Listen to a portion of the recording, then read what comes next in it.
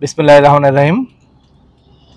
আপনারা জানেন সম্প্রতি সেনাবাহিনীকে 2 মাসের জন্য ম্যাজিস্ট্রেসি পাওয়ার দেওয়া হয়েছে।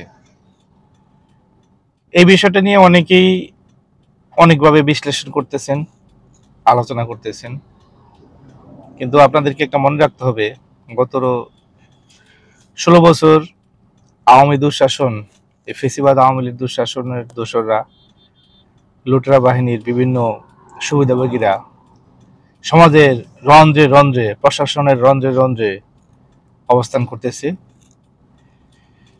বিশেষ করে পুলিশ বাহিনীর দুরবস্থা। পুলিশ বাহিনী এখনো তাদের কাজ সগৌরবে শুরু করতে পারেনি।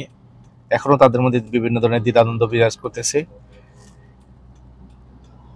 এই পরিস্থিতিতে দেশের আইন শৃঙ্খলা, দেশের সার্বিক পরিস্থিতি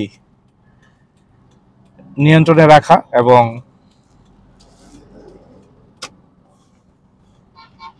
দেশের কল্যাণমূলক অবস্থানে রাখাটা জরুরি। তাই এই সেনাবাহিনীকে ম্যাজিস্ট্রেসি পাওয়ার দেওয়াটা যুক্তিসঙ্গত।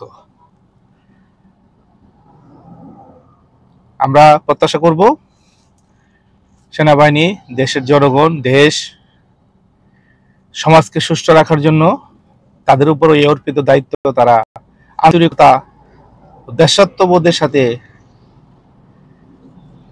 পেশাদারিত্বের সাথে ব্যবহার করবেন। আমরা যাতে দ্রুত একটি শান্তিপূর্ণ, কল্যাণময় বাংলাদেশ উপহার পাই। ধন্যবাদ সবাইকে।